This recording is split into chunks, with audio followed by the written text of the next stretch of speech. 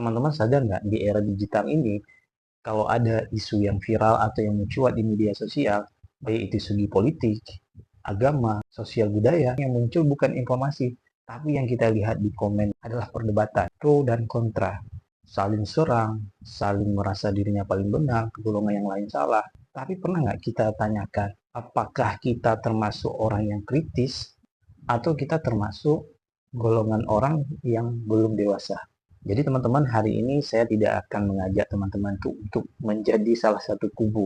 Tapi di sini saya mengajak teman-teman agar masuk ke dalam batin dan bertanya bagaimana seharusnya kita menyikapi perbedaan pendapat agar bukan hanya cerdas tapi juga kita dewasa.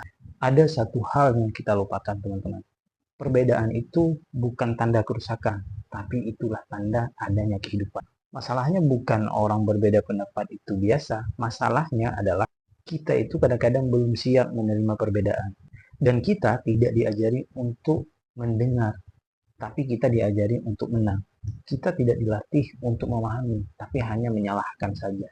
Nah, disinilah terjadinya perbedaan pendapat itu dijadikan suatu hal, kadang-kadang orang lain dianggap musuh. Kita melihat banyak keadaan-keadaan di sana sedang diskusi. Saat diskusi kita tidak ingin orang yang menyanggah perkataan kita. Dan kita ngomong aja terus, seakan-akan waktu itu hanya buat kita aja. Tapi ketika orang berbicara, kita kadang-kadang malas untuk mendengarkan. Maka dari sinilah teman-teman, perbedaan pendapat itu mulai menjadi suatu yang salah dipahami. Lahirlah yang disebut dengan perbedaan tanpa peradaban. Disinilah akar masalah kita. Banyak orang berilmu, tapi tidak banyak orang yang berjiwa besar, termasuk kita sendiri. Dalam psikologi ini dinamakan dengan suatu kondisi ketika kita menerima perbedaan pendapat, nah di otak kita itu terangkum bahwa kita sedang diserang.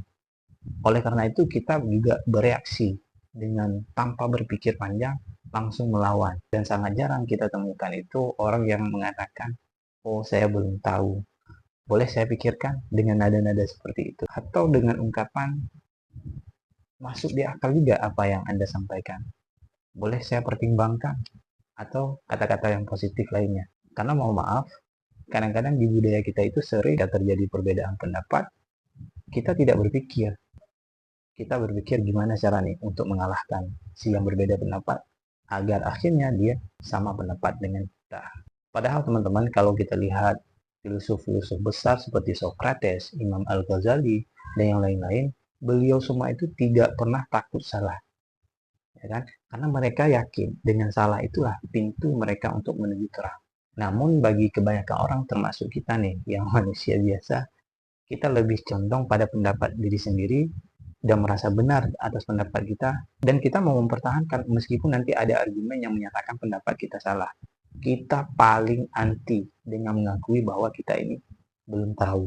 Untuk itu teman-teman, perlu kita coba telusuri dengan bijak bagaimana kita harus menyikapi antara pro dan kontranya. Di sini teman-teman ada 3 hal yang menjadi dasar supaya kita itu bijak menerima perbedaan pendapat itu dan bagaimana kita menyikapinya. Agar kedepannya diskusi-diskusi yang terjadi itu saling menguatkan, bukan ajang mengalahkan. Yang pertama teman-teman, niatkan itu untuk belajar, bukan untuk menang. Jadi setiap kita masuk ruang diskusi, jadikan ini ajang untuk belajar. Luruskan niat di dalam hati, jangan berambisi untuk mengalahkan, tapi munculkan dengan kerendahan hati bahwa ini untuk belajar. Yang kedua, teman-teman harus mendengar dengan penuh apa yang disampaikan lawan. Jangan setengah-setengah. Kadang kesalahpahaman itu terjadi karena kita tidak mendengar dengan seutuhnya.